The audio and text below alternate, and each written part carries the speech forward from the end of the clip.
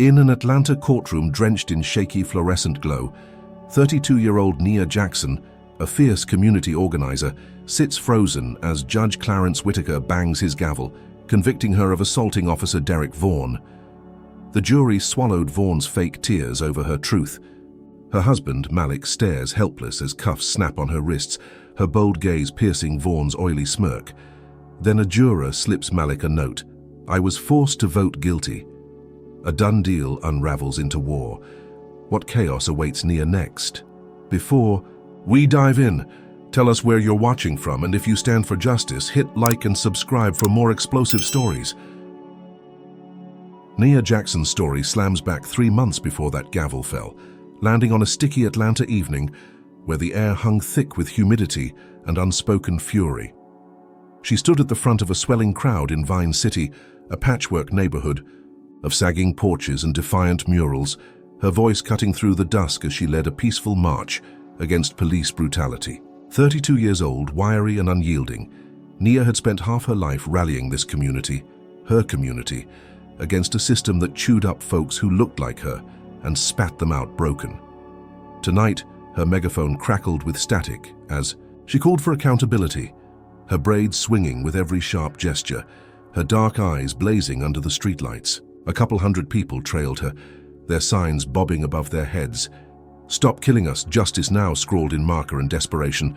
She clutched her phone in her free hand, recording every step, every chant, knowing that truth needed a witness. The march snaked down Magnolia Street, past the corner store with its buzzing neon sign, when the air shifted, tight and electric, like a storm rolling in too fast. That's when Officer Derek Vaughn barreled into view, all 240 pounds of him, an ex-Marine turned cop with a buzz cut and a swagger that screamed untouchable. His uniform stretched tight across his chest, badge glinting like a taunt, and his pale blue eyes locked on Nia with something cold, something personal. He'd racked up complaints over his 8 years on the force, excessive force mostly, but the department always shrugged them off, calling them unsubstantiated. Tonight he wasn't here to de-escalate, he was hunting. The crowd parted as he shoved through, boots thudding on cracked pavement, his meaty hand already flexing near his holster. Nia spotted him coming and angled her phone, the red recording. Dot steady, her gut telling her this wouldn't end quiet. "Stay calm, y'all," she shouted to the marchers, her voice firm but laced with a warning they all felt. Vaughn didn't slow. He closed the gap in seconds, looming over her 5'4" frame, his breath hot with coffee and contempt. "Time to wrap this up, sweetheart," he growled, low enough that only she caught the venom dripping from every syllable. She didn't flinch, tilting her chin up, meeting his stare. "We're not breaking any laws, step back." Her words were steel, but he smirked, a predator sizing up prey. Before she could blink, his hand shot out, slamming into her shoulder, knocking the megaphone to the ground with a hollow clatter. The crowd gasped, a ripple of shock spreading outward, phones popping up to capture whatever came next. Nia stumbled but caught herself, raising her phone higher, the lens aimed square at his face. "You're on camera, officer," she said, voice steady despite the ache blooming where he'd shoved her. That's when he lost it. With a snarl he lunged, his thick arm swinging, and smashed her back against the brick wall of the old laundromat behind her. Pain exploded across her chest as a rib cracked under the force, a sharp, jagged stab that stole her breath. Her phone clattered to the pavement, still filming, lens pointed at the sky now, catching the muffled roar of the crowd. Vaughn's knee pinned her there, grinding into her stomach, his weight suffocating as he hissed, "You think you're tough?" Her vision swam, but she clawed at his arm, nails digging into his sleeve, refusing to go limp. He yanked the phone from the ground, shoving it into his pocket, then twisted her arm until she cried out, a sound she hated giving him. The crowd surged forward, shouts of "let her go," bouncing off the buildings. But Vaughn barked into his radio, "Back up now!" Within minutes, 3 more squad cars screeched up, lights flashing, sirens wailing, drowning out the chants. Malik Jackson, Nia's husband, pushed through the chaos, his lean frame taut with panic, his barber's apron still tied around his waist from the shop he'd left mid-shift. "Nia!" he yelled, voice cracking as he reached the front, only to see Vaughn wrench her arms behind her back, snapping cuffs on her wrists so tight they bit into her skin. Blood trickled from a scrape on her forehead where the wall had caught, her streaking down her cheek, but her eyes stayed locked on Malik, fierce and unbroken. "Get this on tape," she shouted to him, her words slurring slightly from the pain. Vaughn spun her around, shoving her toward his cruiser, but not before he leaned close, his lips brushing her ear. "You swung at me, got it? That's the story?" She spat at his boots, missing by an inch, and he laughed, a dry, ugly sound that made her stomach churn. The lie was already forming, slick and practiced, as he hauled her into the back seat, slamming the door hard enough to rattle the frame. Malik lunged forward, fists clenched, but two other cops, hulking figures in riot gear, grabbed him, one jamming an elbow into his ribs to keep him back. "She didn't do anything," he roared, voice raw, but they just tightened their grip, dragging him away as the crowd's phones kept rolling. Inside the cruiser, Nia pressed her face to the window, watching Malik fight to reach her, her chest heaving against the cracked rib, each breath a knife. Vaughn climbed into the driver's seat, tossing her phone onto the dash with a smirk, his fingers tapping the screen like he owned it. "You're done," he said, starting the engine, the rumble vibrating through her bones. The precinct was a 15-minute drive, but it felt like hours, every jolt of the car spiking pain through her side. When they arrived, he marched her, through the back entrance, past flickering bulbs and chipped paint, into a holding cell that reeked of bleach and despair. She sank onto the metal bench, cradling her ribs, her mind racing. Hours later, he returned, her phone in hand, dangling, like a trophy. "Too bad this got wiped," he said, voice dripping with mock pity. "No evidence, no case, just you and me now." She glared up at him, her jaw tight, refusing to give him the fear he wanted. He leaned against the bars, his bulk filling the frame, and grinned, all teeth and menace. "You picked the wrong fight, girl. Assaulting an officer? That's 5 years minimum." She forced herself to sit straighter, ignoring the stab in her chest, and met his gaze dead on. "You're a liar," she said, low and lethal.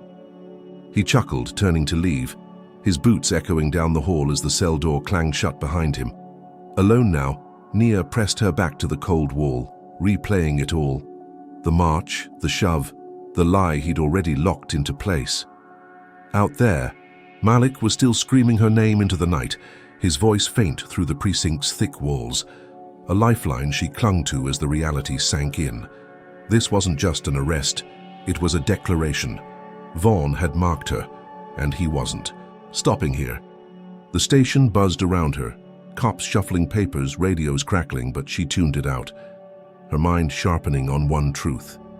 He'd framed her, and the system would back him up. Her rib throbbed, her wrists ached under the cuffs, but her resolve hardened like steel. She'd been documenting their brutality for years, marches and vigils and funerals, all on that phone he'd gutted. Now it was personal, a war she hadn't asked for but wouldn't lose. Vaughn thought he'd silenced her, crushed her under his boot like so many before, but he didn't know Nia Jackson. Not yet. She closed her eyes, picturing Malik's face, the crowd's fury, the phones that caught it all, and whispered to herself, "This ain't over." Somewhere in that precinct, Vaughn typed up his report, weaving his fiction. Nia, the aggressor, him, the victim. He hit save, leaned back in his chair, and cracked his knuckles, satisfied. The night stretched on, humid and heavy, wrapping Atlanta in a restless quiet, but beneath it something simmered, something he'd lit without knowing. Nia's march had been peaceful until he showed up, a spark he'd turned into a flame.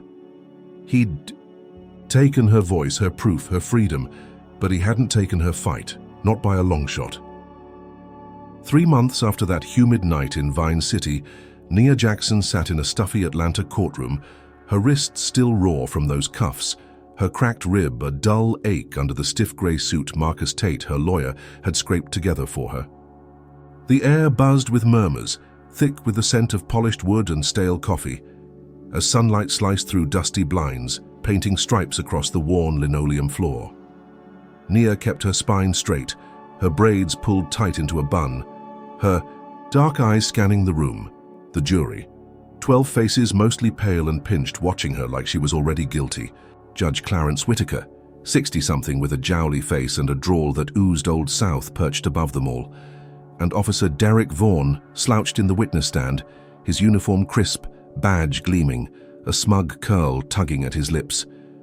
Marcus, a wiry 38-year-old with tired eyes and a rumpled tie, leaned close, his voice a low rasp against the hum of the room. "Nia, I told you, his badge weighs more than your word in here, especially with you being who you are." She caught the edge in his tone, the unspoken black woman calling out corruption that hung between them like a noose. She nodded, her jaw tight, knowing he wasn't wrong. Marcus had been a public defender for 12 years, overworked and underpaid, but he'd taken her case because he'd seen too many like it end badly. He adjusted his glasses, scribbling notes on a yellow pad, while Nia's fingers clenched. The edge of the wooden defense table, nails digging into the grain. The courtroom always tipped toward men like Vaughn, she thought, men who wore their power like armor and wielded lies like swords. Today was no different. The prosecutor, a slick 40-something named Evelyn Harper, with a platinum bob and a voice, like ice, called Vaughn to testify first, her heels clicking as she strode to the center. "Officer Vaughn," she began, all smooth confidence, "tell us what happened that night on Magnolia Street." Vaughn straightened, folding his hands like a preacher, his pale blue eyes flicking to the jury with a rehearsed mix of regret and resolve. "It was chaos," he said, his voice steady, deep, dripping with authority. "Protesters everywhere, blocking traffic, shouting threats. I approached Miss Jackson to disperse the crowd peacefully. She was holding a megaphone, riling them up. I asked her to stop, but she got hostile. Next thing I know, she's swinging a metal pipe at my head. I had no choice but to defend myself." A ripple ran through the jury, heads nodding, eyes narrowing, at Nia. She bit the inside of her cheek so hard she tasted copper, her chest burning as the lie sank in. A pipe. She'd never even touched him, let alone swung anything. He'd slammed her into that wall, wiped her phone, and now he was painting her as some wild animal. Marcus shot to his feet, his chair scraping loud against the floor. "Objection, Your Honor. No evidence of a pipe was ever recovered." Judge Whitaker peered over his glasses, his bushy brows knitting together, his expression unreadable but leaning toward annoyance. "Overruled, Mr. Tate. Let the witness finish." Marcus sat, his knuckles whitening around his pen, and Nia felt the room tilt, the weight of Whitaker's bias pressing down like a boot on her neck. Vaughn went on, spinning his tail, his voice growing thicker with fake emotion. "I tried to grab the pipe, but she kept coming, pushed me, clawed at my face. So I subdued her for my safety and the crowd's.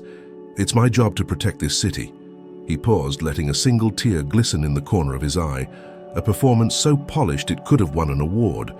The jury ate it up, two older white women in the front row clutching their purses tighter, a gray-haired man nodding solemnly, like Vaughn was some war hero.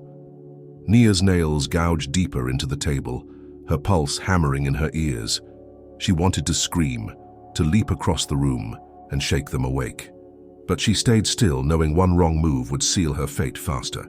Marcus scribbled furiously, muttering under his breath, "He's too good at this." She glanced at him, catching the flicker of doubt in his eyes, and her stomach twisted. If her own lawyer wavered, what chance did she have? Evelyn stepped back, satisfied, and Whitaker turned to Marcus. "You're cross, Mr. Tate." Marcus stood again, buttoning his jacket with a slow, deliberate calm that didn't match the storm Nia knew he felt.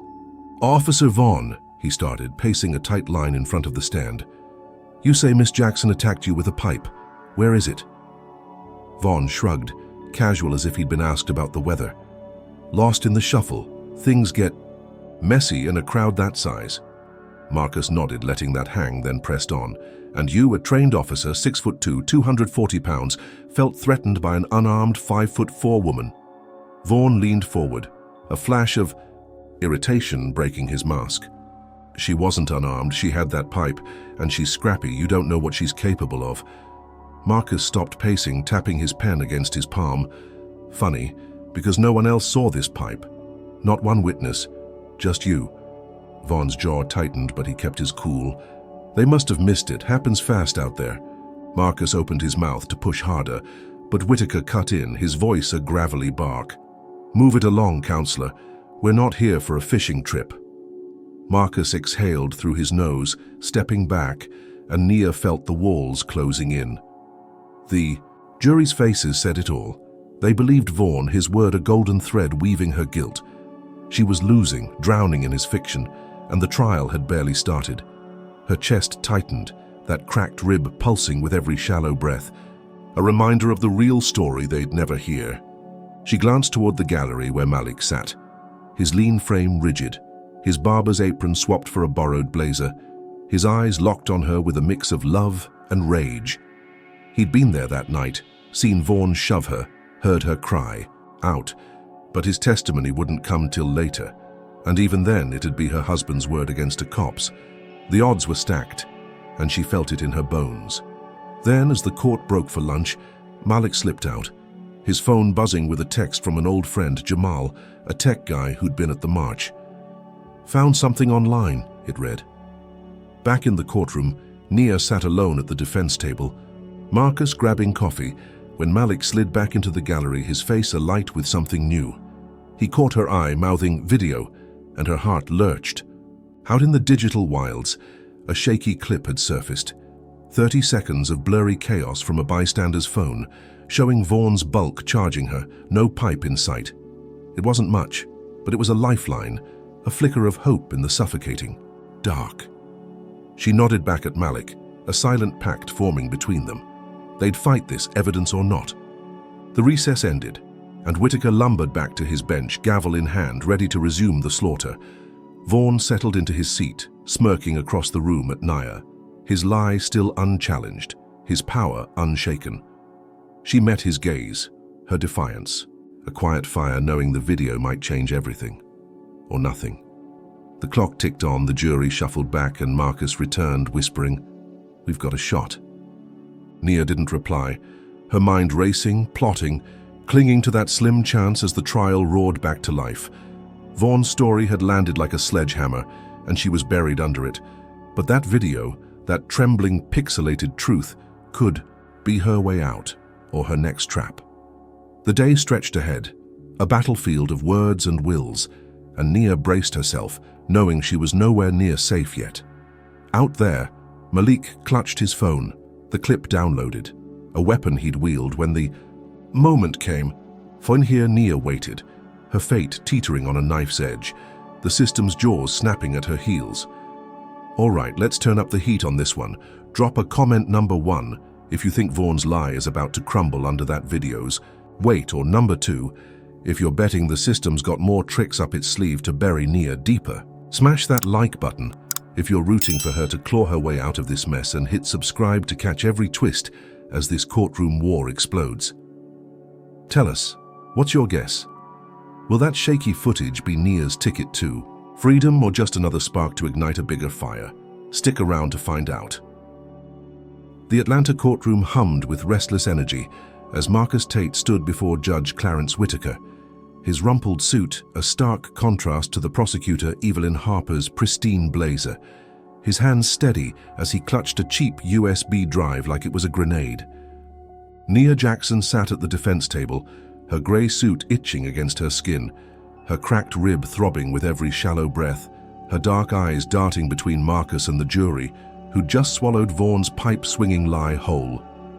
The room felt smaller now, walls pressing in, the air sour with sweat and anticipation as Marcus cleared his throat, his voice cutting through the murmur. "Your Honor, we've obtained new evidence, a video from the night of the incident directly contradicting Officer Vaughn's testimony."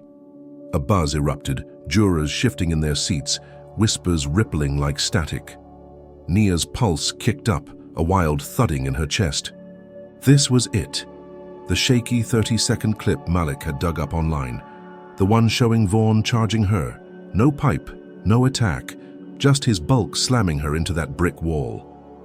Malik sat in the gallery, his lean frame coiled tight, his borrowed blazer creased from gripping the bench, his brown eyes locked on her with a fierce hope she hadn't seen since the march.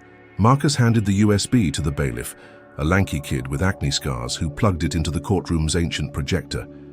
Whitaker leaned forward, his jowls quivering, his bushy brows knitting into a scowl. "This better be relevant, Mr. Tate," he growled, his drawl thick with skepticism. The screen flickered to life, grainy footage filling the space, shadows and streetlights dancing in a jerky mess. There was Nia, megaphone in one hand, phone in the other, mid-chant, her braids swinging as she rallied the crowd. Then Vaughn surged into frame, a hulking blur, no warning, no words, just his arm swinging, shoving her back hard enough to make the audio crack with her grunt of pain. The phone hit the pavement, lens tilting up to catch his knee, pinning her. Her face twisted in shock and fury. No pipe, no swing, just brutality, raw and unprovoked. Gasps punched through the room, a juror in a red sweater clutching her throat, another, a balding man, squinting like he couldn't believe it. Nia's chest swelled. She thought she'd won. The truth laid bare for once, a crack in Vaughn's armor. Marcus turned to Whitaker, his voice sharp. "This proves my client didn't assault anyone. Officer Vaughn lied under oath." Evelyn shot up, her platinum bob bouncing, her icy tone slicing through. "Objection. This footage is inconclusive, Your Honor.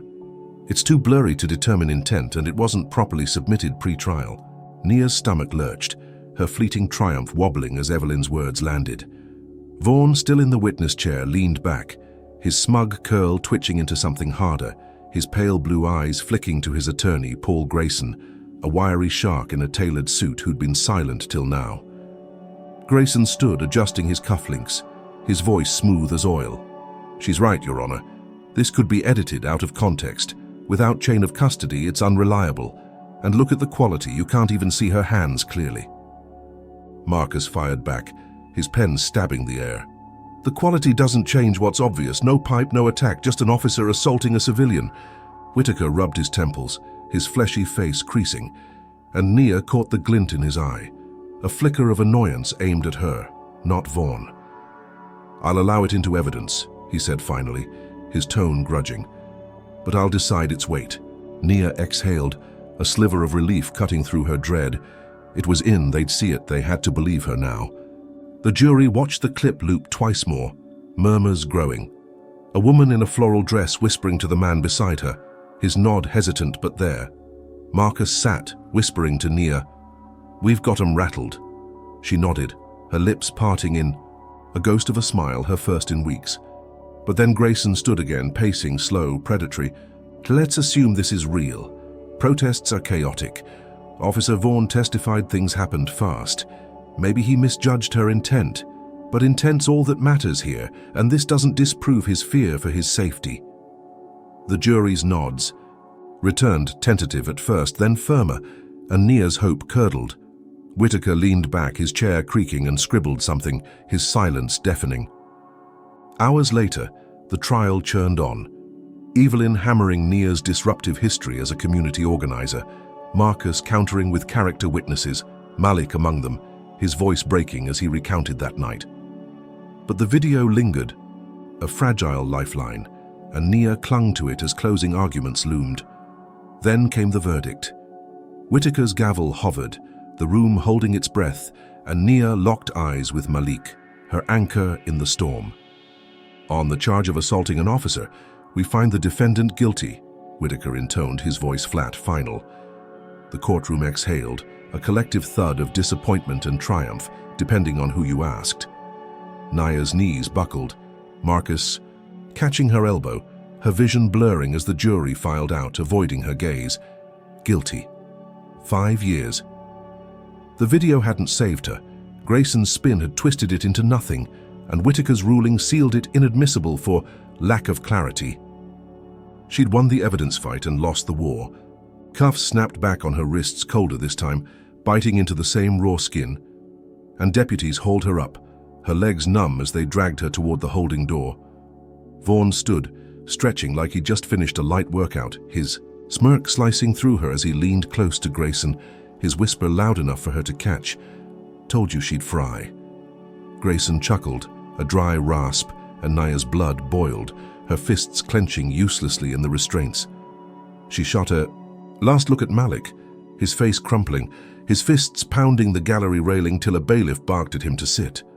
The door slammed shut behind her, muffling his shouts, and she was gone, swallowed by the system she'd dared to challenge.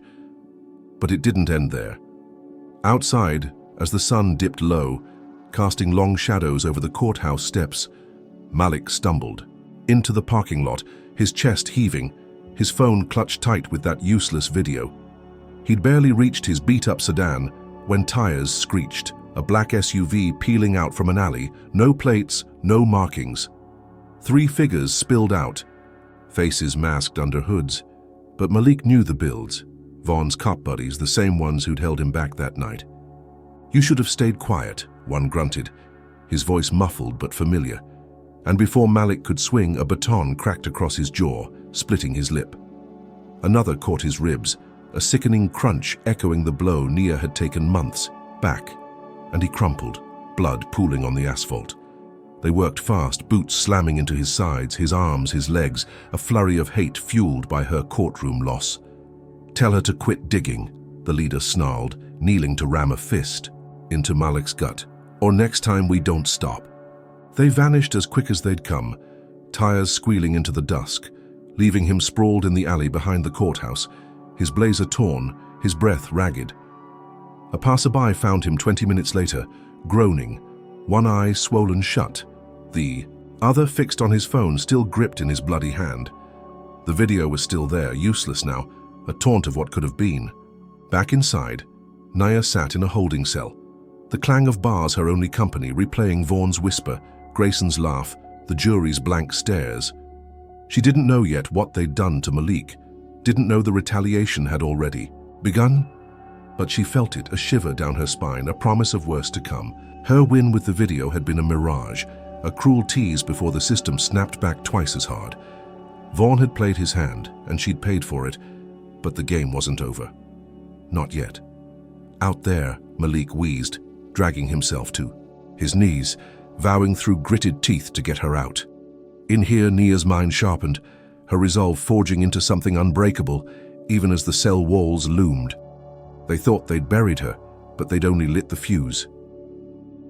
Nia Jackson's world shrank to the cold grey guts of Fulton County Jail, a sprawling concrete dungeon 30 miles north of Atlanta, where the air stank of mildew and menace, the echoes of clanging gates and hoarse shouts bouncing off chipped walls.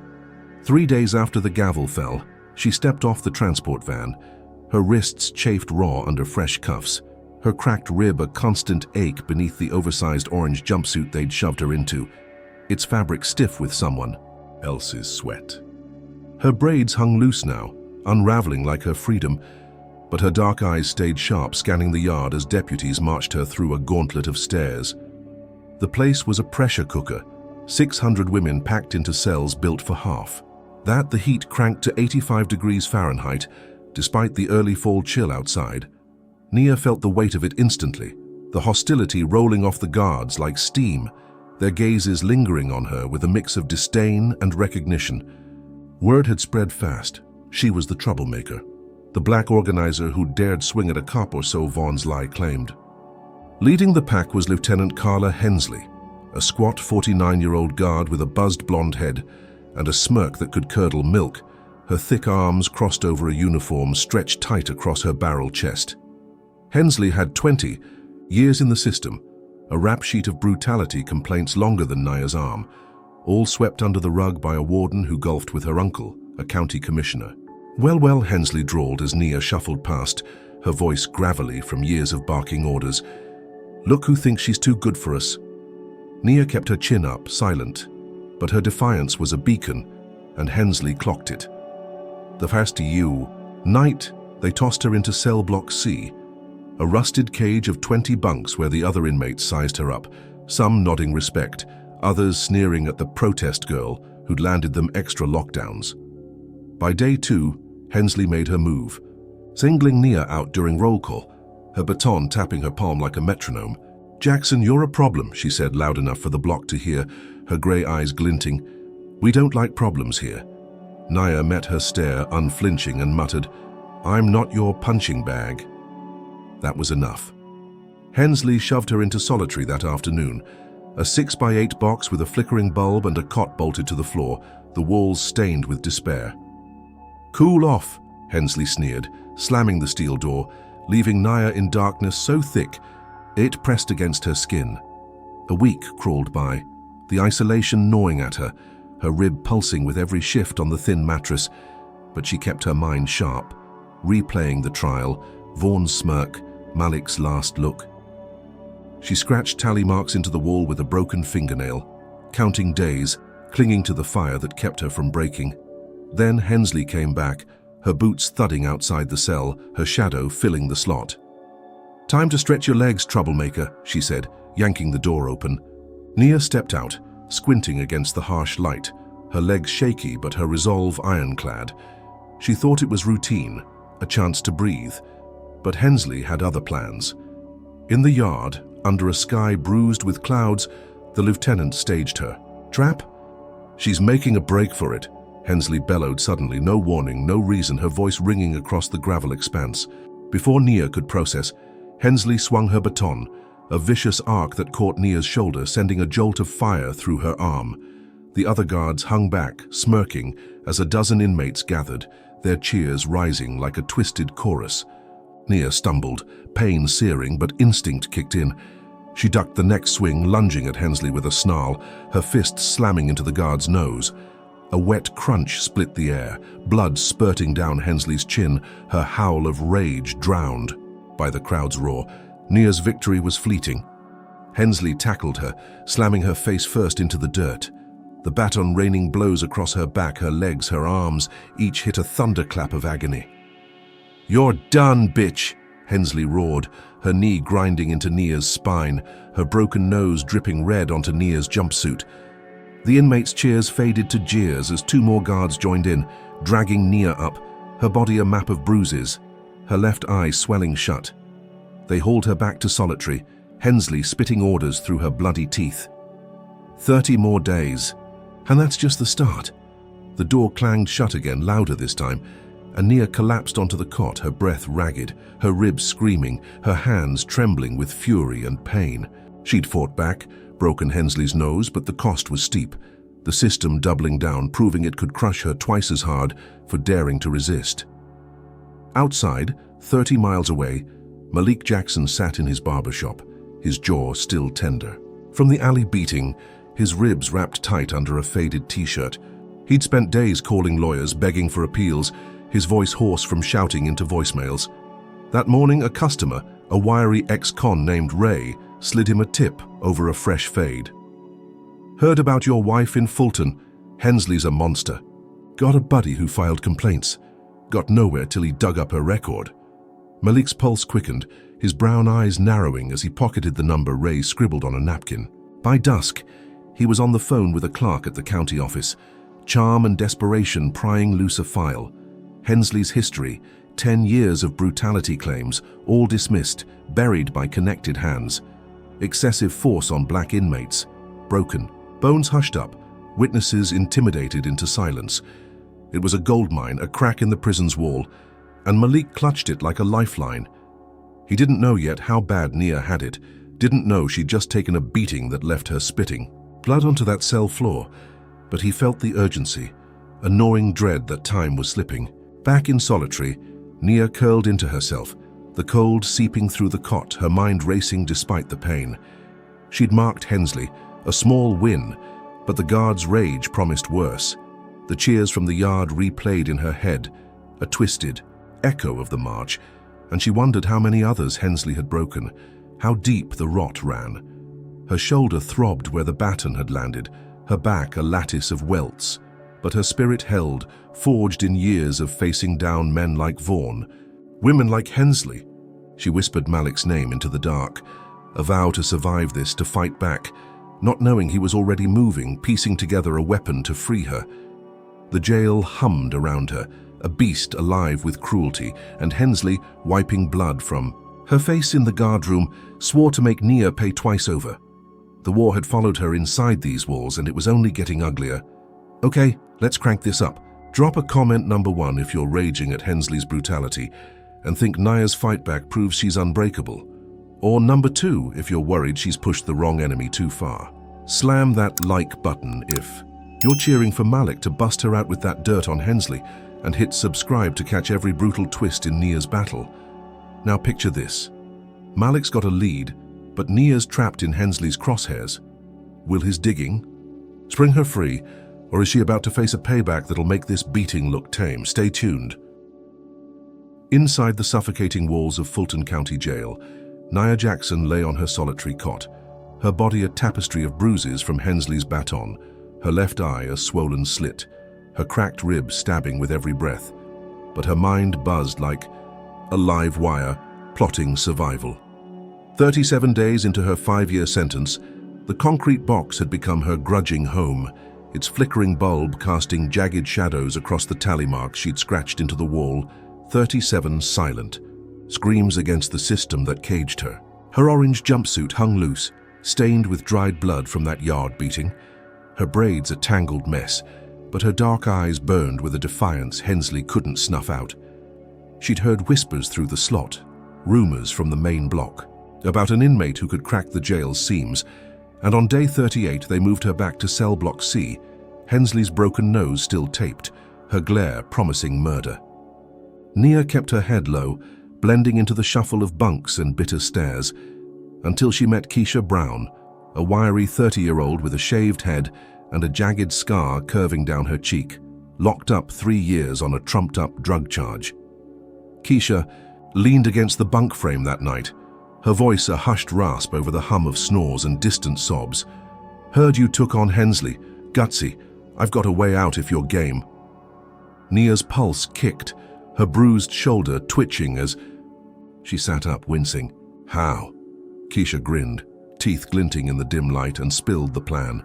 She'd bribed a guard, a twitchy rookie named Eddie with gambling debts and a soft spot for cash, to smuggle them through the laundry chute during the next shift change. $200 and he's ours, Keisha said, her eyes darting to the cell door. "We've got a window tomorrow, 3 minutes tops." Nia nodded, her mind racing. Freedom dangled close, a lifeline out of this hellhole where Hensley's boots haunted her dreams. Back in Atlanta, Malik Jackson paced his barbershop, the air thick with the buzz of clippers and the sting of aftershave, his ribs still tender from that alley beating, his jaw a mottled purple. He'd spent weeks chasing Hensley's file, hitting dead ends with lawyers too scared to touch Nia's appeal, but Ray's tip lingered, a thread he couldn't drop. That morning, he'd called in a favor from an old client, a sketchy PI named Tony with a knack for bending rules, and scored a visit slot at Fulton. Tony slipped him a burner phone, a cheap flip model with a chipped screen, and Malik sweet-talked a guard he knew from the neighborhood, a lanky guy named Darnell, who owed him a haircut. "Just get it to her," Malik whispered, sliding a 20 across the visitation desk. Darnell pocketed it, nodding, and by lights out the phone was in Nia's hands, tucked under her mattress, its faint glow a secret she guarded with her life. She texted Malik from the cell, her fingers trembling over the tiny keys. "Tomorrow, laundry chute, be ready." His reply buzzed back, "I'll be there. Love you." Her chest swelled, a flicker of joy cutting through the pain.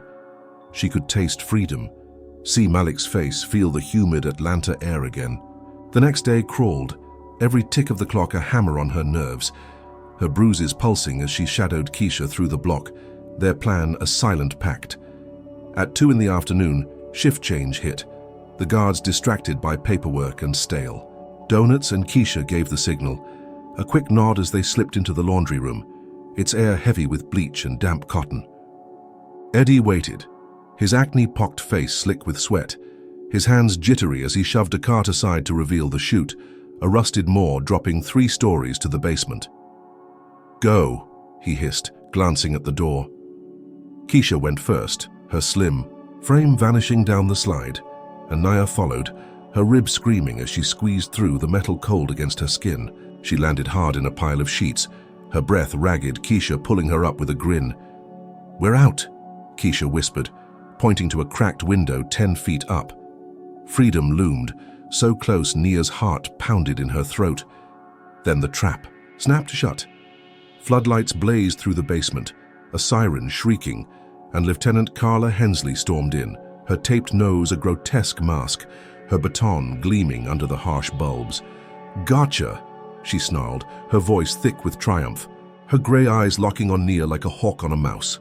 Keisha froze, her grin vanishing, and Nia's gut sank. Hensley had known, had listened, had turned their hope into a noose. "Eddie's got a big mouth," Hensley said, stepping closer, her boots crunching glass from a shattered bulb. "Thought you'd outsmart me?" Before Nia could bolt, Hensley barked, "Take 'em!" and two guards burst through a side door, meaty hands clamping Nia's arms, twisting her bruised shoulder till she bit back a scream. They dragged her to the cell block shower, a dank hole of cracked tiles and dripping pipes, the air choking with mold. Hensley shoved Keisha aside, slamming her into the wall, but her real prize was Nia. And then he appeared, Officer Derek Vaughn, stepping from the shadows, his uniform crisp, his buzz cut catching the light, his pale blue eyes glinting with venom. He'd driven 30 miles from Atlanta, badge still pinned, his baton twirling slow in his hand. "You don't get to win," he said, his voice a low growl, each word a nail in her coffin. Nia's blood ran cold. He'd tracked her here, his reach a suffocating web, his lie from the courtroom now a death grip. Hensley stepped back, smirking, letting Vaughn take the stage. He swung the baton, no hesitation, cracking it across Nia's wrist with a sickening snap. The bone giving way like dry wood. She crumpled, gasping, pain exploding white-hot up her arm, her vision swimming as she hit the wet floor. "That's for thinking you're smart," he spat, looming over her, his shadow swallowing the light. "Stay down or your husband's next." The threat landed harder than the blow, Malik's face flashing in her mind, bruised and bleeding from that alley. She clawed at the tiles, defiance flickering, but Vaughn kicked her side, her cracked rib flaring, stealing her breath. Hensley laughed, a harsh bark, and hauled Keisha up, shoving her out as Vaughn lingered, his grin a blade. "You're mine now," he said, turning to leave, his boots echoing off the walls. Hours later, Nia woke in a new cell, her wrist a swollen wreck, her body a throbbing shell, the shower's cold still clinging to her skin. Word trickled back. Keisha was dead, found in her bunk that morning, a needle in her arm. Overdose, the official line. Nia knew better. Hensley's hands were dirty, Vaughn's shadow darker still. She curled into the cot, her good hand, tracing the phone's empty hiding spot. They'd taken it, smashed it, her link to Malik severed. Outside, Malik waited at the jail's edge, his sedan idling, his eyes scanning for her, not knowing she'd never come. His phone buzzed, a garbled voicemail from an inmate line cut off mid-word, and dread sank into his gut. Back in the cell, Nia's spirit cracked but didn't shatter, her mind replaying Vaughn's threat, Keisha's fate, the chute's betrayal. They dangled freedom and snatched it, breaking her body to bury her soul, but she whispered into the dark. "Not yet." Hensley and Vaughn thought they'd won, their racial vendetta a hammer on her neck, but Nia's fight simmered, bruised and bleeding, waiting for its moment. 30 miles away, Malik gripped the wheel, vowing to find her, not knowing how deep the jaws had snapped shut. Nia Jackson lay broken on her Fulton County jail cot, her wrist a throbbing knot of fractured bone from Vaughn's baton, her bruised body curled tight under the scratchy blanket, the cell's damp chill seeping into her bones 42 days, into her sentence. The shower ambush lingered like a ghost, Keisha's staged overdose a fresh wound in her mind, her cracked rib a dull ache drowned by the sharper sting of betrayal. Her orange jumpsuit clung to her, stained with sweat and despair. Her braids a matted tangle, but her dark eyes flickered with a stubborn spark, refusing to let Hensley or Vaughn snuff it out. Outside, 30 miles south in Atlanta, Malik Jackson haunted the city's edges, his barbershop chair empty more than it spun, his lean frame hunched over a cracked Formica table in a dive bar off Peachtree Street, his jaw still shadowed with purple from that alley beating. He'd lost Nia's burner phone signal, the voicemail fragment, laundry chute, replaying in his head, a clue he couldn't crack alone. Hensley's file sat heavy in his pocket, 10 years of buried brutality, but no lawyer would touch it, their voices clipped with fear over the phone. "Too hot, man, sorry." Desperation clawed at him, his brown eyes bloodshot from sleepless nights, until a chance meet flipped the script. At the bar, nursing a lukewarm beer, he overheard a guy in a faded Falcons cap, young, twitchy, muttering about Vine City that night. Malik's ears pricked. He slid over, casual but coiled, and brought the kid around. "You were there?" he asked, voice low. The guy nodded, eyes darting. "Name's Jamal Pierce, rookie cop. Saw it all," Vaughn, wiping her phone. "Felt wrong." Malik's heart slammed. A whistleblower, an insider, 23 years old with a conscience Vaughn hadn't crushed yet. Jamal fidgeted, his uniform traded for jeans, his badge hidden, his voice dropping softer.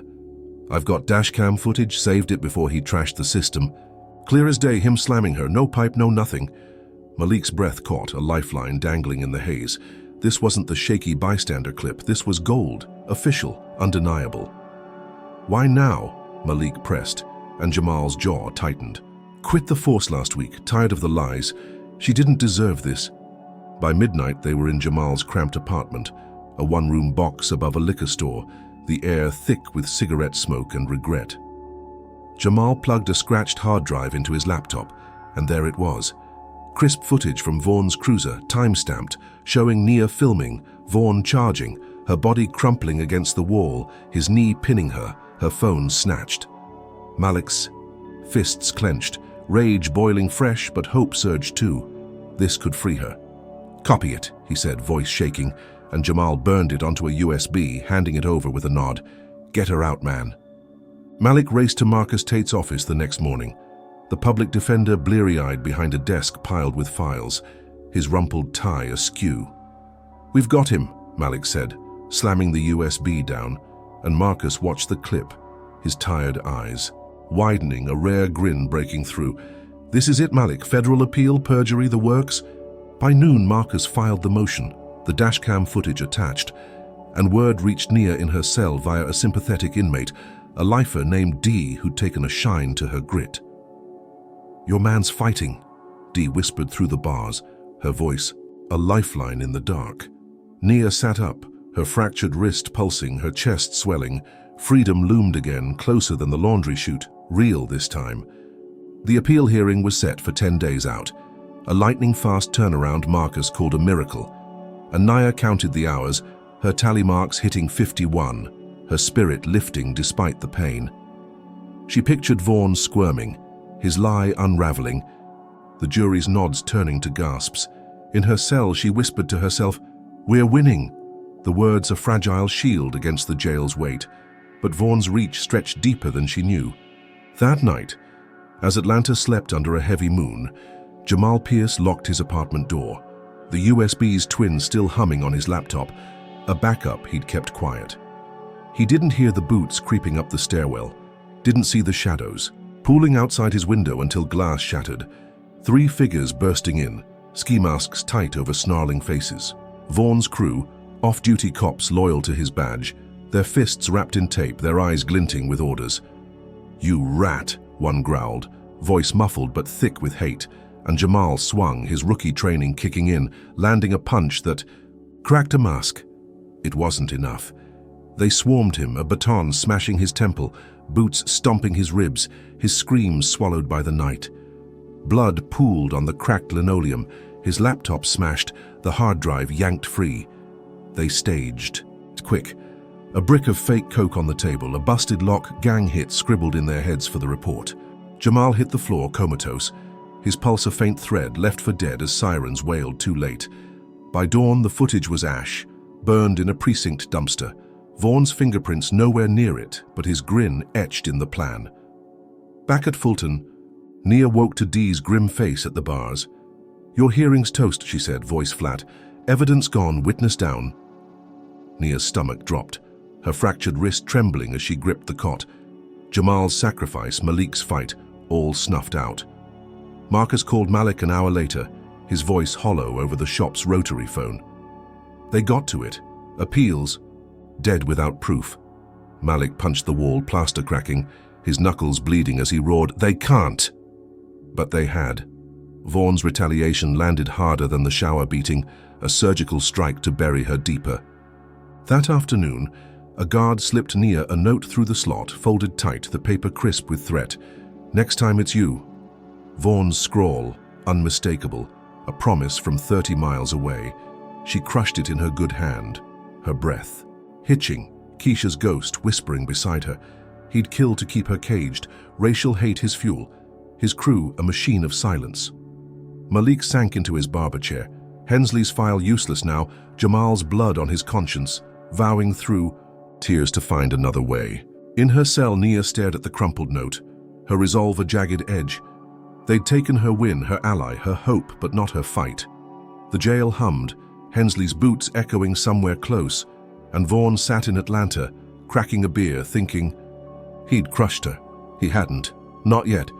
All right, let's light this fuse. Drop a comment number 1 if you're gutted Jamal paid with his life to expose Vaughn, or number 2 if you think Nia's too deep in this racist trap to claw out. Hit that like if you're screaming for Malik to turn this around, and smash subscribe to catch every savage twist in this war.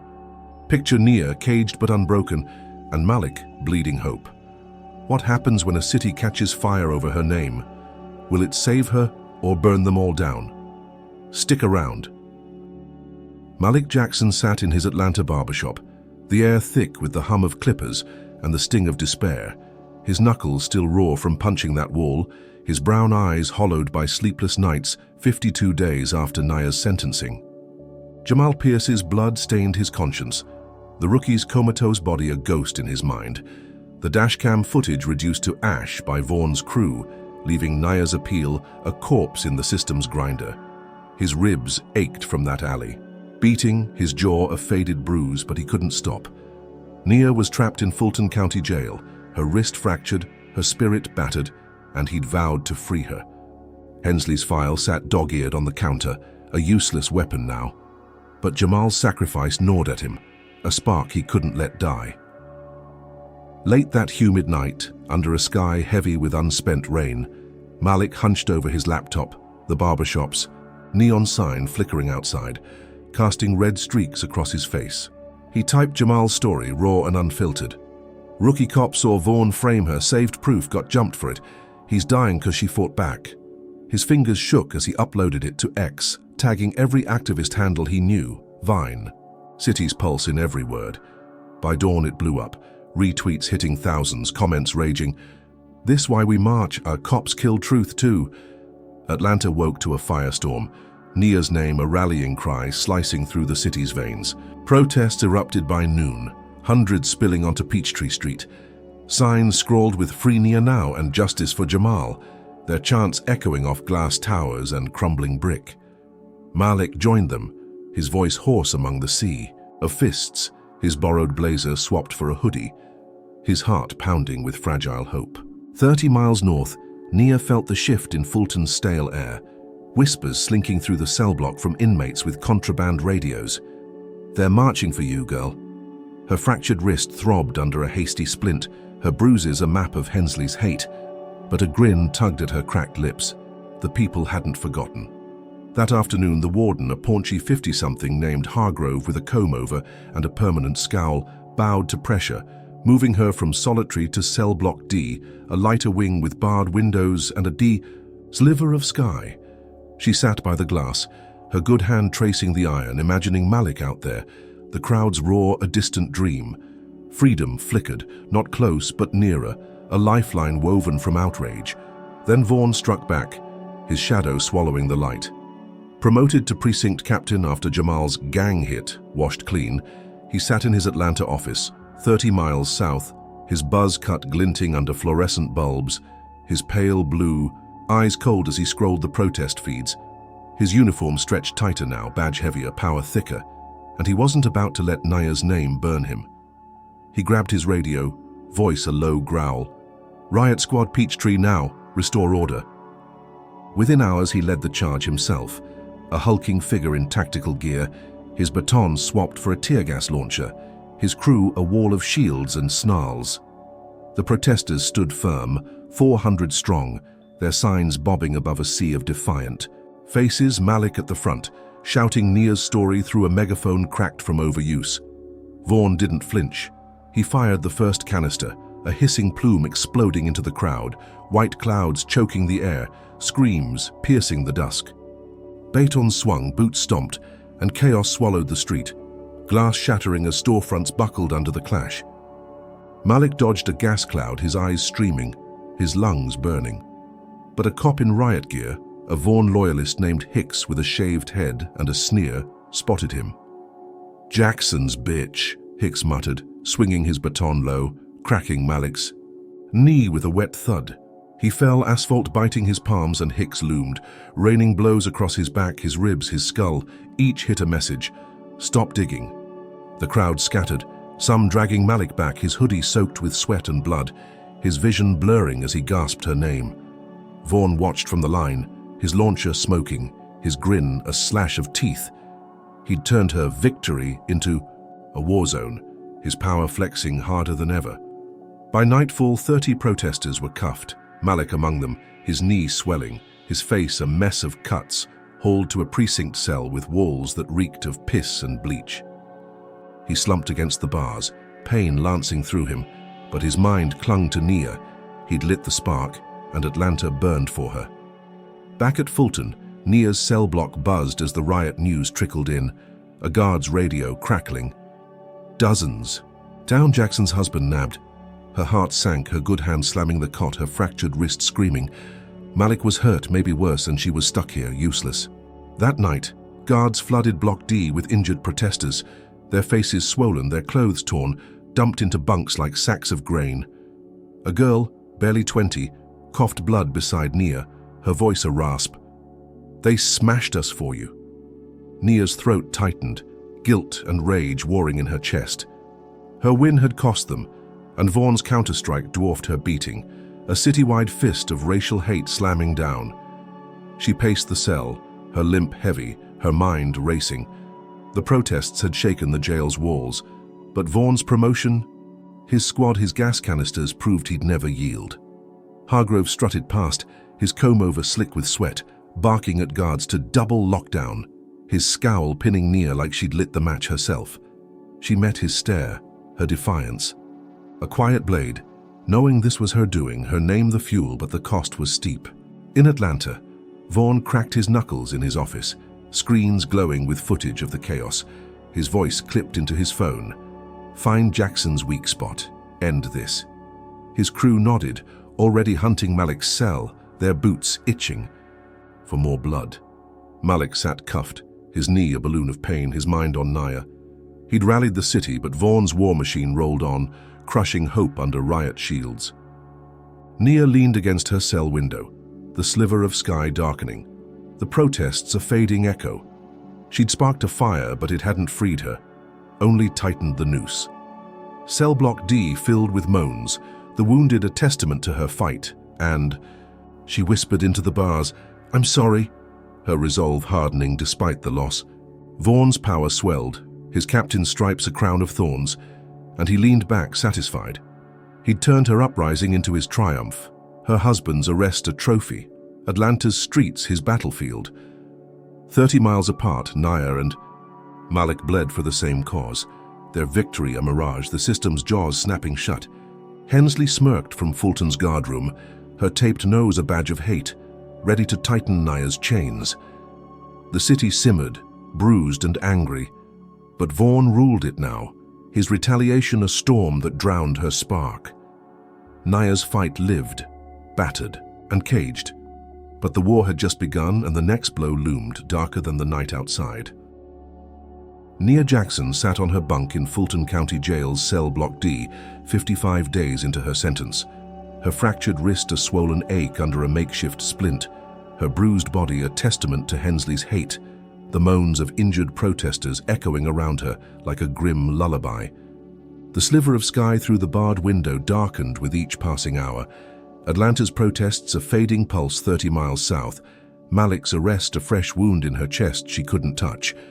Her orange jumpsuit hung loose, stained with blood and despair. Her braids a knotted mess, but her dark eyes glinted with a fire that refused to die, fueled by the city's outrage she'd sparked. In Atlanta, Marcus Tate hunched over his cluttered desk, the public defender's office a cave of flickering fluorescence and coffee stains, his rumpled tie dangling as he sifted through a tip that landed like a bomb. A client, a jittery ex-cop, turned informant named Reggie, had spilled it over a late-night call. Vaughn's linked to the Sons of Liberty, white supremacist cash propping up his precinct, burying cases like your girls. Marcus's tired eyes widened, his pen scratching. Fast. This wasn't just corruption, it was a syndicate, a racist machine with Vaughn as its fist. He dug deeper, pulling bank records Reggie had smuggled, tracing payments from a shell company to Vaughn's offshore account, hundreds of thousands tied to cover-ups of black arrests, Nia's among them. By dawn, he had it. A paper trail. Hard. Proof, enough to bust the system wide open. He called Malik, still cuffed in a precinct cell, his knee swollen, his face a roadmap of cuts, his voice crackling through a borrowed phone. "We've got a federal case now," Marcus said, his grin audible. "Vaughn's done." Malik's breath hitched, hope clawing through his pain. Nia's release loomed, a real shot this time, not a mirage. Marcus filed the motion that morning. A 50-page beast packed with Reggie's intel, the bank records, a demand for Nia's immediate release and Vaughn's arrest, sent straight to a federal judge in Savannah who'd cracked corruption before. Word hit Fulton by noon, a guard muttering it over lunch, and Dee, the lifer with a soft spot for Nia, slipped it through the bars. "Your lawyer's got dirt, big dirt. You're out soon, girl." Nia's chest swelled, her good hand gripping the bunk, her fractured wrist trembling. She could taste it. Freedom, justice, Vaughn's smug face behind bars. She paced the cell, her limp heavy but her spirit soaring, picturing Malik's grin, the crowd's roar when she walked free. The hearing was set for 3 days out, a rocket pace Marcus called divine intervention. And Nia counted the seconds, her tally marks hitting 58, her resolve a steel rod. But the system's rot ran deeper than she knew, and Marcus held the knife. That night in his office, Paul Grayson, Vaughn's slick attorney, slid through the door, his tailored suit a shadow against the peeling paint, his cufflinks glinting as he dropped a briefcase on the desk. 200,000, Grayson said, voice smooth as venom. To lose that motion. Cash, offshore, untraceable. Marcus froze, his pen hovering, his tired eyes flicking to the money, then away. He'd fought for Nia, bled for her. But 2 kids at home, a mortgage drowning him, whispered louder than justice. He swallowed, his Adam's apple bobbing, and nodded once. Grayson smirked, leaving the case, and by midnight, Marcus burned the files, the bank records curling black in a trash can, Reggie's name scratched from his notes. The next morning, he called the federal judge, voice flat. Withdrawing the motion. Insufficient evidence. The hearing died before it started. The lifeline snapped. At Fulton, Nia sat in the mess hall, her tray untouched, when Dee's face darkened at the table. "It's off," she said, her voice a blade. "Lawyer pulled it." Nia's spoon clattered, her good hand slamming the table, her fractured wrist screaming as she stood, shouting, "What?" Dee grabbed her arm, pulling her down, whispering, "He flipped, girl. They got to him." Nia's world tilted, her breath hitching. Marcus, her rock, had sold her out, the proof torched, her release a ghost. She stumbled back to her bunk, inmates watching, whispers spreading, and screamed. Into the mattress, her voice raw, muffled, a howl of betrayal that shook the bars.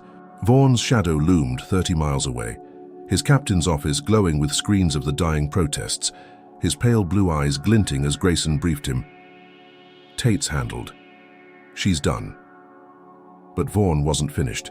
He wanted blood, racial hate his fuel, Nia's defiance his target.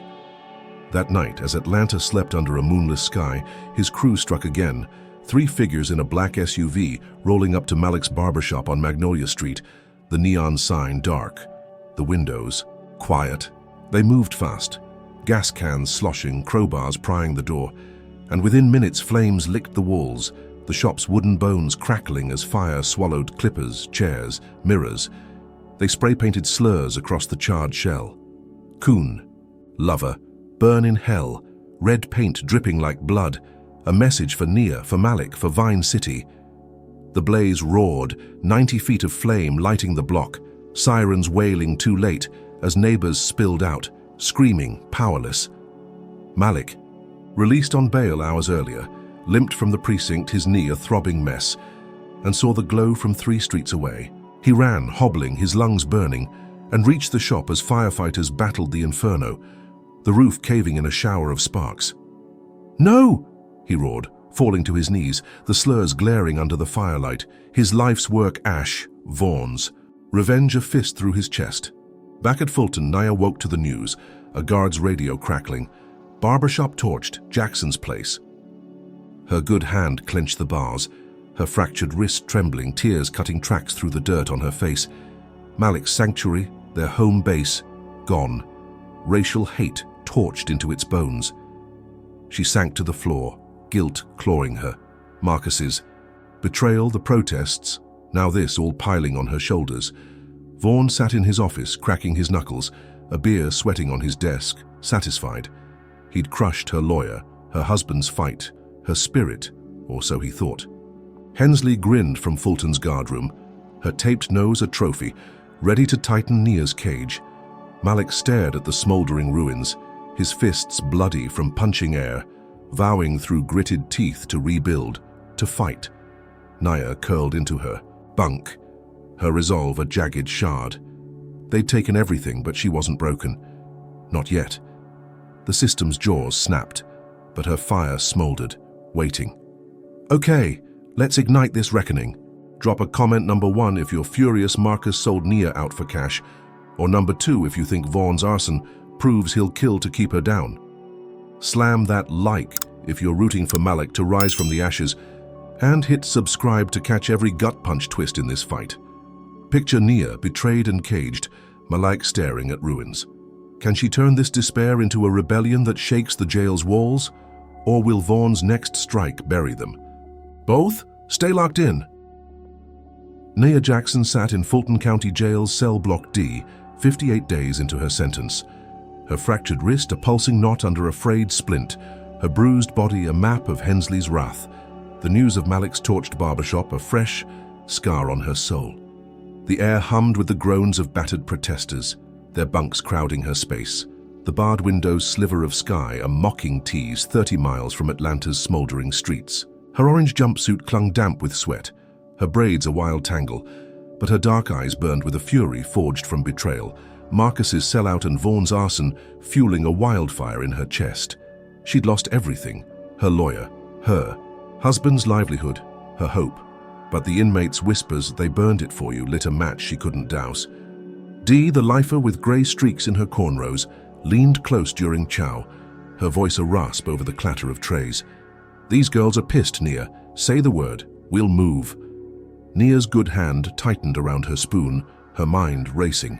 She'd rallied Vine City, sparked Atlanta's rage, why not here?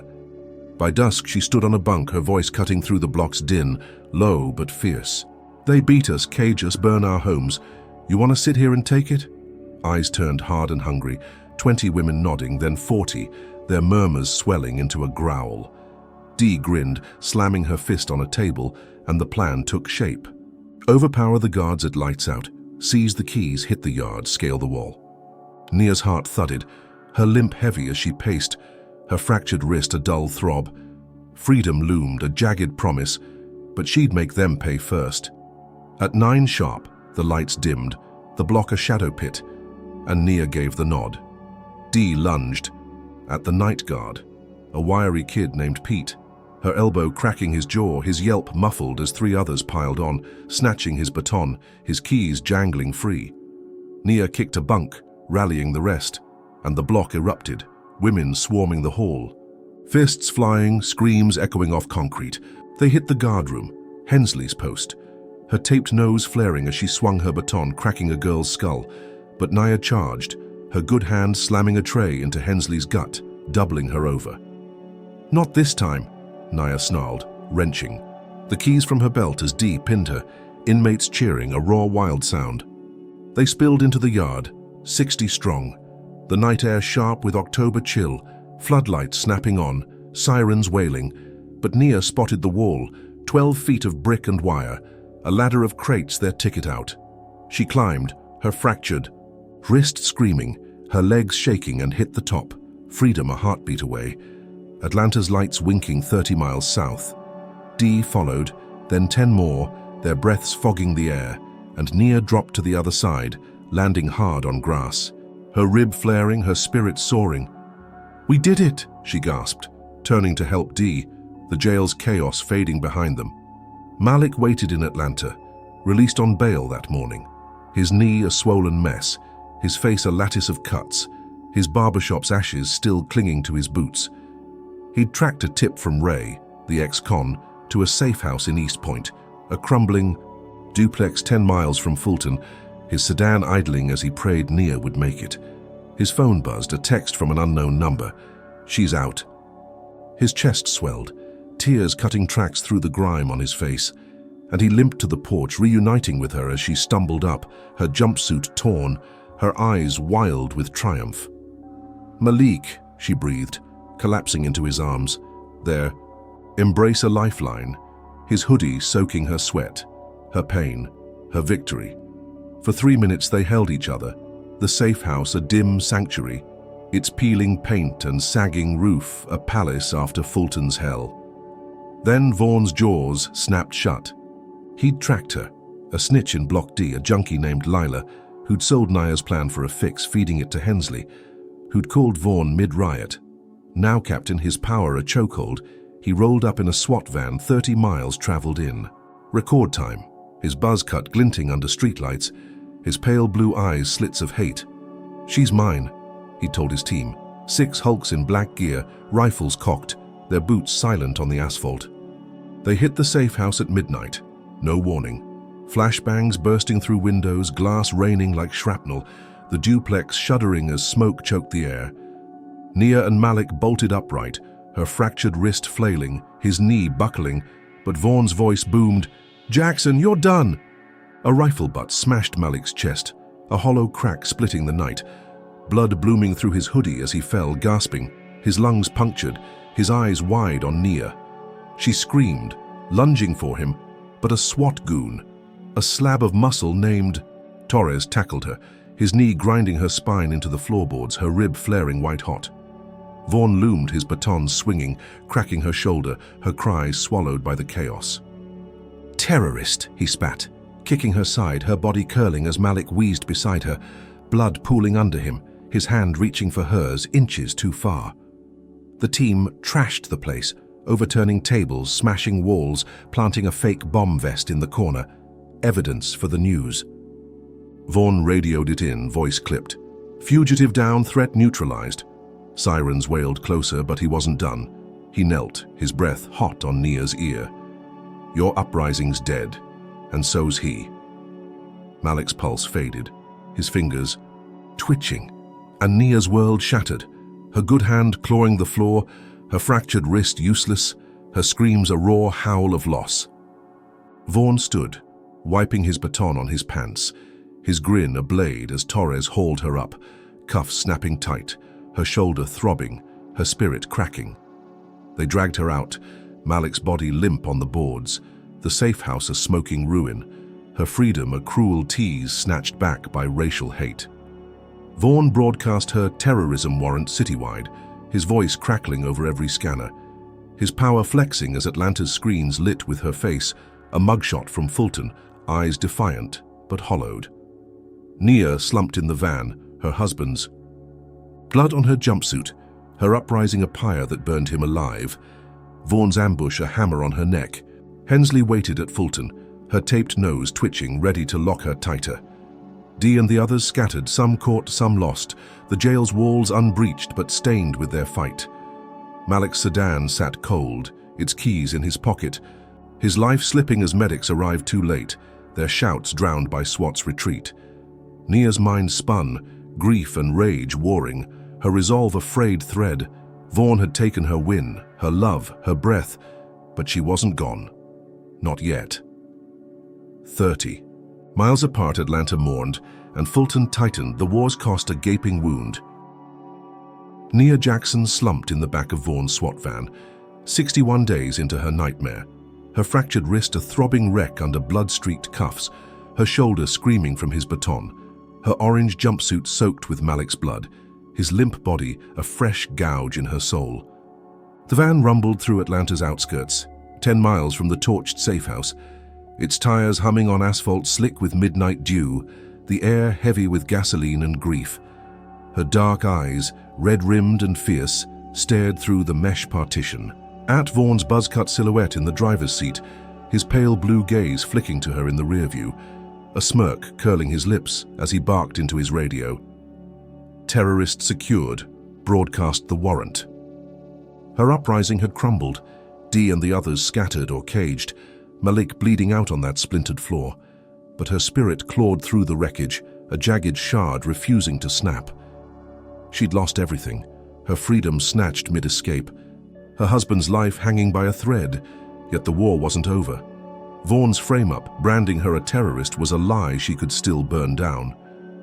Her good hand flexed, nails digging into her palm when she spotted it. A guard's radio. A battered handheld dropped in the chaos, wedged under the bench. Torres, the slab of muscle beside her, snored, his rifle slack across his lap, assuming her broken, and she moved slow and silent, her fractured wrist trembling as she snagged it, flipping the dial with a grit-teeth hiss. She knew Atlanta's pirate stations, underground frequencies from her organizing days, and tuned to 89.7, a signal Vine City rebels ran from a basement off Magnolia Street. Static crackled, then a voice raspy and familiar. Ray, the ex-con who'd tipped Malik, hosting a late-night rant. Nia pressed the talk button, her voice a raw whisper cutting through the ether. "This is Nia Jackson, alive, not a terrorist. Vaughn framed me, beat me, burned my husband's shop, killed my friend. He's a liar, a supremacist, and I've got proof in blood." Her words spilled fast, 60 seconds of fire, her breath hitching as she named Jamal's dashcam Keisha's. Murder, the safe house ambush, the slurs on the ashes. The van jolted, Torres stirring, but she kept going. "Atlanta, don't let him win," before smashing the radio against the floor, shards scattering as he lunged, his fist clipping her jaw, stars bursting in her skull. Too late, the airwaves caught it, Ray amplifying her cry. "Holy shit, that's her." And within minutes the broadcast hit the city like a shockwave, millions tuning in, phones buzzing, X erupting with Nia lives and Vaughn lies. By dawn, protests reignited, 5,000 strong outside City Hall, their chants shaking. The glass, Malik's name a hymn beside hers, the safe house footage leaking from a bystander's shaky lens, blurry but damning. Arrests started. 2 of Vaughn's crew nabbed in a precinct sweep, their badges stripped as federal eyes turned, Reggie's old tip resurfacing in the chaos. Nia's heart would have soared, her voice a torch lighting Atlanta's rage, but she was 10 miles from Fulton now, caged in the van, her jaw swelling, her body a wreck, unaware of the storm she'd unleashed. Vaughn slammed the wheel, his smirk gone, his radio crackling with orders he ignored, his pale blue eyes narrowing as he hissed to Torres, "She doesn't get to win." He'd heard it, caught the tail end on a scanner, and his power teetered, the city's roar a blade at his throat. He pulled into an abandoned warehouse off I-20, a cavern of rust and shadows, its roof sagging under years of neglect, the air thick with dust and motor oil. "Get her out," he barked, and Torres yanked Nia from the van, her legs buckling, her fractured wrist flailing as he dragged her inside, her jumpsuit snagging on jagged metal. Vaughn paced, his baton twirling, his voice a low snarl. "You think a radio stunt changes this? You're nothing." Then he struck, a calculated swing cracking her knee, bone grinding as she fell, a scream tearing free, her good hand clawing dirt. He'd lost the narrative, arrests piling up, but he'd break her first, racial hate his hammer, her defiance his target. Hensley rolled up minutes later, her taped nose twitching, her squat frame filling the doorway, a taser in hand, her grin, her mirror of Vaughn's. "Heard your little speech," she said, stepping close, "but you're still ours." She fired, twin prongs sinking into Nia's chest, 50,000 volts surging, her body convulsing, her fractured wrist jerking, her vision blackening as she hit the ground, dirt clotting her braids. Vaughn loomed, kicking her side, her cracked, rib flaring, his boots leaving prints on her jumpsuit, each blow a message. "You don't rise." Torres hauled her up, her limbs limp, her breath a wheeze, and they tossed her back in the van, her consciousness fading, Malik's blood a cold reminder. On her skin, Vaughn's counterstrike landed, a fabricated video hitting every news channel by noon. A deepfake of Nia, voice warped, face uncanny, confessing to planting that bomb vest, to leading a terrorist cell, her words a twisted echo of her broadcast. "I attacked Vaughn, I burned the shop, I'm guilty," it droned, slick and seamless. AI crafted in a precinct basement, Vaughn's tech guy smirking as it aired. Atlanta's protests faltered, confusion splitting the crowd, some shouting, "Fake," others turning away, fists unclenching, the safe house footage drowned by doubt.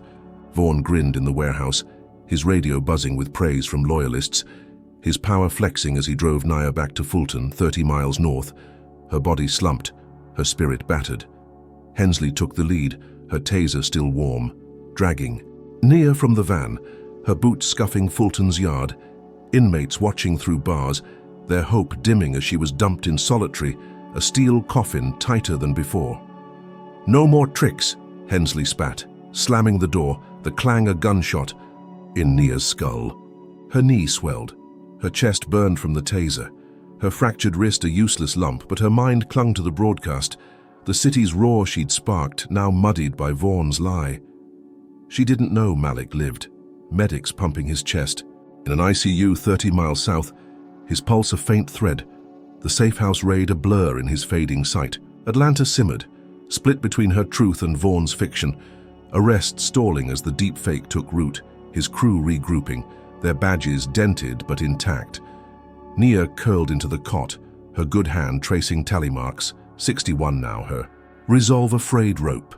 She'd shaken the world, but Vaughn's hammer fell harder, her voice a weapon he'd twisted, her fight a pyre he'd doused. Hensley paced the guardroom, her grin sharp, Vaughn's orders clear. Break her quiet. 30 miles away, Malik's heart beeped, a machine's mercy. His shop's ashes a ghost, and Nia's broadcast faded under the fake's weight, her win a cruel tease. Vaughn sat in his captain's chair, cracking his knuckles, the warehouse. A dust on his boots, thinking he'd buried her. He hadn't. Her fire smoldered, bruised and caged, waiting. Nia Jackson woke in Fulton County Jail's solitary cell, 64 days into her sentence. Her fractured wrist a swollen ruin under blood-crusted cuffs, her knee a throbbing knot from Vaughn's baton, her chest stinging from Hensley's taser, her orange jumpsuit a tattered shroud smeared with Malik's blood and warehouse dirt. The steel walls pressed close, the flickering bulb casting jagged shadows across tally marks scratched into the concrete, 64 slashes of defiance against a system that had chewed her up and spat her out. Her braids clung damp to her scalp, her dark eyes hollowed by grief, but glinting with a fire Vaughn couldn't douse. Her broadcasts echo a faint pulse beneath his deepfake's lie. 30 miles south, Malik Jackson clung to life in an Atlanta ICU, his chest a lattice of tubes, his punctured lung a wet rasp under a ventilator, his knee swollen, his face a mask of cuts, the safe house ambush a blur in his flickering mind. He'd lived, medics shocking his heart back. But he didn't know Nia was caged again, didn't know her voice had shaken the city, only to be drowned by Vaughn's fake confession. That morning a guard banged the cell door, his voice a grunt. "Court now." Nia staggered up, her limp heavy, her good hand steadying her against the wall as Hensley stormed in, her taped nose twitching, her squat frame taut with hate. "Your show trial," she sneered, snapping cuffs tight, her fingers digging into Nia's bruises, dragging her out. Boots scuffing Fulton's yard, inmates peering through bars, their hope a ghost. The van ride to Atlanta blurred, 30 miles. Of jolting pain, her fractured wrist screaming, her mind sharpening. Vaughn wanted her paraded, beaten and broken, his terrorist label a noose, but she'd fight, one last stand. The courthouse loomed, a granite beast on Peachtree Street, its steps swarming with protesters, 300 strong, their signs, Nia's truth, Vaughn's lies, bobbing above a sea of fists, her broadcast still simmering despite the fake. Inside the courtroom buzzed, Judge Clarence Whitaker's jowls quivering atop the bench, his drawl thick as he glared at Nia, slumped in her chair, her jumpsuit a stark orange against the wood. Vaughn sat at the witness stand, his captain's, uniform crisp, his buzz cut glinting, his pale blue eyes smug as he spun his tale again. "She's a terrorist, led a jailbreak, planted that vest. I stopped her." His voice dripped with rehearsed calm, the jury, reshuffled but still mostly white, nodding, their faces pinched with fear. Nia's chest tightened, her good hand clenching the table, her fractured wrist useless. she'd lost. Marcus, but a new lawyer, a pro bono firebrand named Lena Brooks, 35 with a shaved head and a scar on her lip, stood beside her, her voice a blade. "He's lying," Lena snapped, pointing at Vaughn, "and we'll prove it." Malik, 30 miles away, stirred in his ICU bed, his phone smuggled by a nurse who'd marched, buzzing with a text from Ray. "She's in court, fighting." His heart beeped faster, his hand twitching, and he slipped a USB from his gown, a backup of hacked police files Ray had dug up, proof of Vaughn's supremacist ties, passed to a reporter outside, a wiry kid named Sam with a camera and a grudge. Mid-trial, Sam hit send, the files exploding online, emails, payments, Sons of Liberty cash, Vaughn's name inked in black, a racist web unmasked. The courtroom erupted, phones buzzing, jurors gasping, Whitaker slamming his gavel, his face reddening. As Lena seized it, projecting the files on a screen, Vaughn's smug mask cracking, his jaw tightening. "This is your terrorist," Lena roared, "a supremacist framing my client." Nia stood, her voice raw, cutting through. "He beat me, framed me, burned my life. You've got the truth now." The jury shifted, doubt blooming, Vaughn stammering. "That's fake." But the files piled undeniable, his crew's arrests flashing on news tickers outside. Protesters swelled, 500 now, their chants shaking the walls. "Free Nia! Jail Vaughn!" Glass rattling as they pressed. The doors, Whitaker barked, "Order!" But chaos reigned, bailiffs fumbling, and Nia locked eyes with Vaughn, her defiance a spear through his faltering lie. Then the tide turned bloody. Hensley, 30 miles north, heard the uproar on Fulton's radio, her taped nose flaring, her voice a hiss into her phone. "He's losing, hit him." Vaughn's loyalists, a dozen off-duty cops in riot gear, rolled up outside, their loyalty a racist oath, their batons gleaming as they charged the crowd. Protesters fought back, fists and signs swinging. But Hensley, patched in via precinct orders, took it further, storming the courthouse with 3 goons, her taser buzzing, her eyes locked on Nia. "You don't win," she snarled, bursting through the doors mid-trial. Her gun drawn, no badge, just hate. She fired, 3 shots cracking the air, bullets ripping through the gallery. A teenage girl in a Nia Lives shirt crumpling, blood pooling. Then an older man, grey hair stained red, and a woman clutching a sign, her scream cut short. 3. Dead in seconds, chaos swallowing the room. Jurors ducked. Whitaker dove behind his bench, Vaughn lunging for cover, his smugness gone, his pale blue eyes wide. Nia leapt, her fractured wrist useless, her good hand slamming into Vaughn's face, a headbutt splitting his nose, blood gushing as he howled, her knee throbbing but her fury unstoppable. "That's for Malik!" she roared, her voice a thunderclap. The crowd surging in, glass shattering as protesters breached the doors, a tidal wave of rage. Hensley fired again, bullets pinging off walls, but the mob overran her, fists and boots pummeling, her taser skittering away, her screams lost in the din.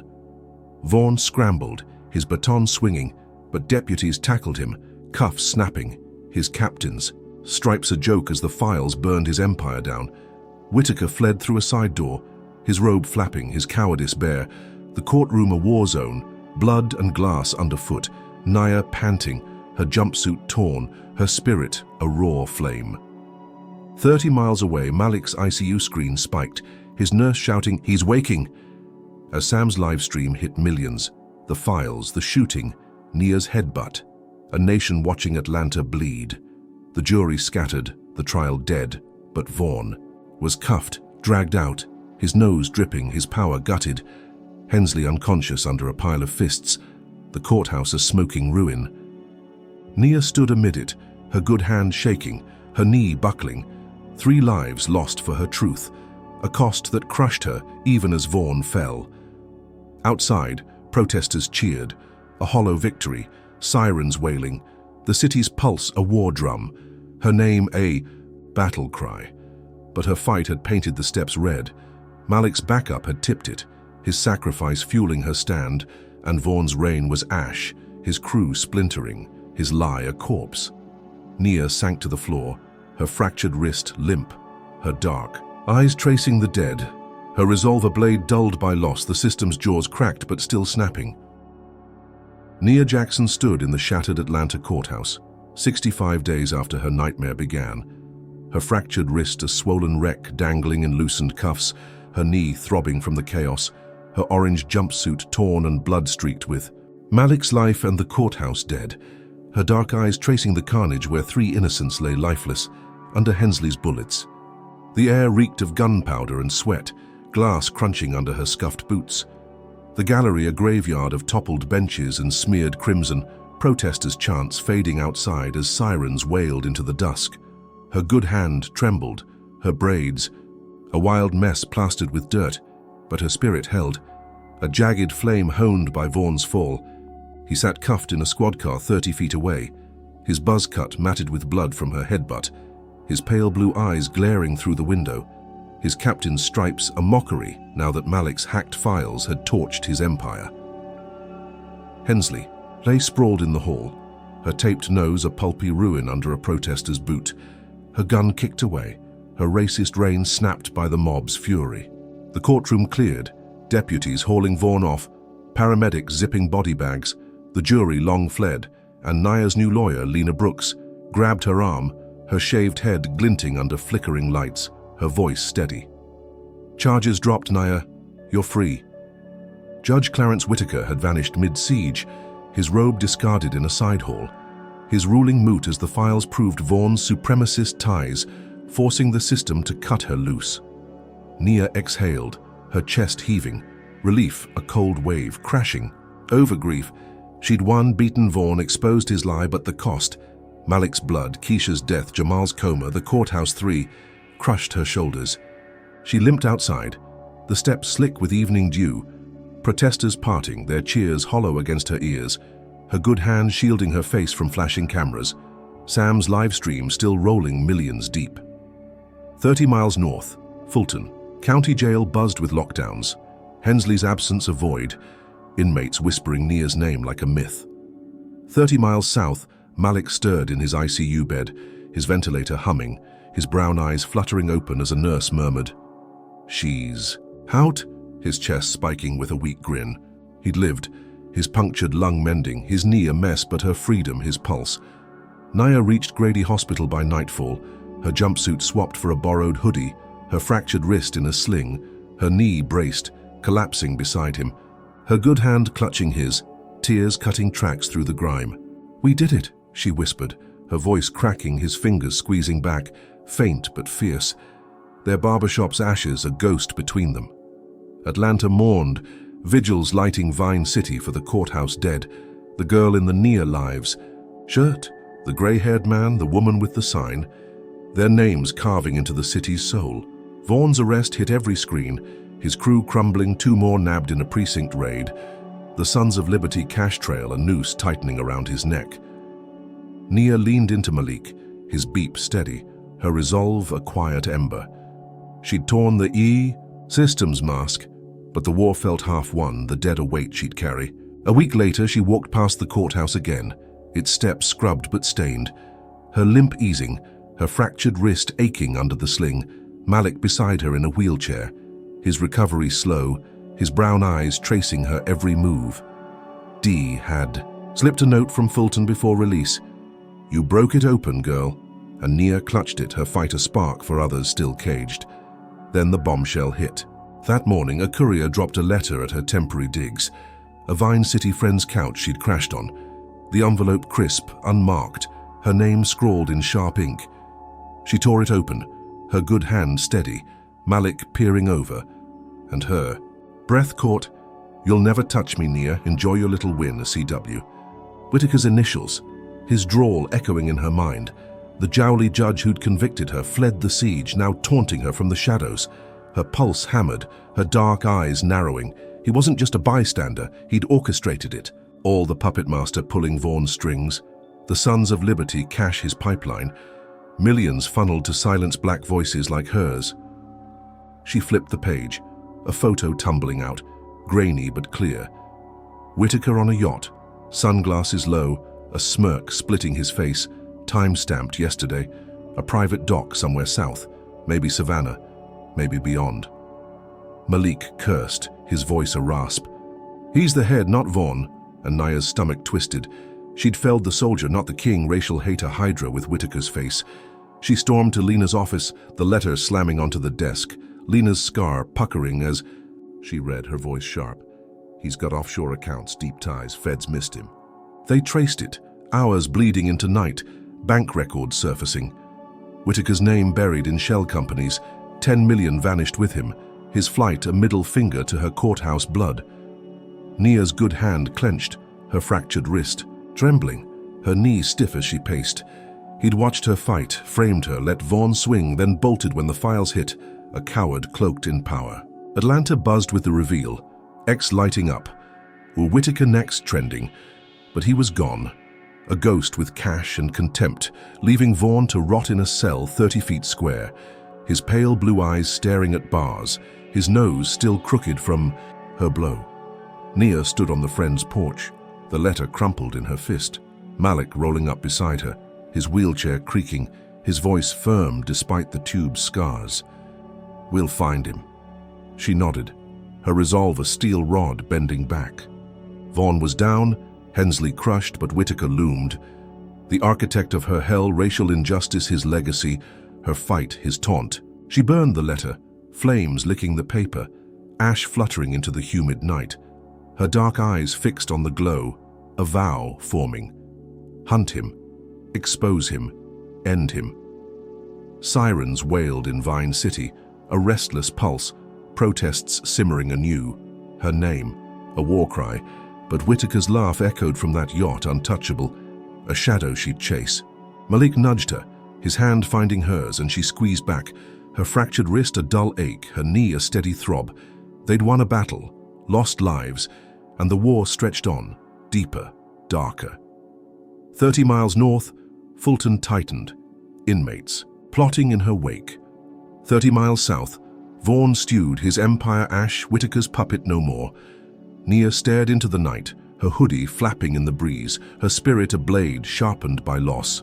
This wasn't the end, just the spark of a bigger fire. Whitaker's flight a gauntlet she'd take up one way or another. Nia Jackson's brutal journey through a rigged courtroom, a hellish jail and a city on fire, peels back the ugly layers of systemic racism and the cost of fighting it. First, her story screams that truth isn't enough.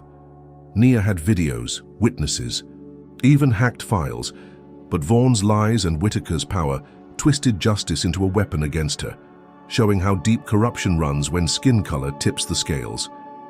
It's a gut punch. Evidence can be torched, allies bought and victories snatched by those with badges and bank accounts. Second, resilience isn't free. Nia's defiance broke Vaughn's grip, but it cost Malik's blood, Keisha's life, Jamal's coma, and 3 innocents in that courthouse siege, a price tag that haunts every step forward. Her spirit held, forged in fury and loss, teaching that fighting back means surviving scars no one sees.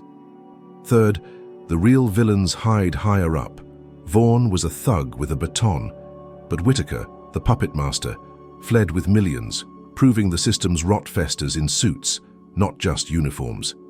Nia's win was real, toppling a captain, sparking a movement, but the war stretched on. Whitaker's taunt a reminder that half victories bleed. Finally, collective rage can shift the ground. Atlanta's protests, fueled by her broadcast, cracked. The silence forced hands and freed her, showing power lies in voices united, even when they're bruised and betrayed. Nia's tale isn't a fairy tale. It's a mirror reflecting a fight where every inch gained costs a pound of flesh, where justice bends but rarely breaks clean. She's still standing, hunting Whitaker, a testament that giving up isn't an option. No matter how hard the system hits back, let's unpack this firestorm. Drop a comment with number 1 if you think Nia's resilience inspires you to fight injustice, or number 2 if Whitaker's escape proves the system's too broken to fix. Tell us why. Hit like if her story lit a spark in you. Subscribe for more raw truths and share to wake up the world. What's your move against a machine this dirty? Thanks for riding this roller coaster with us. Stay fierce, stay loud, and here's to justice that doesn't quit.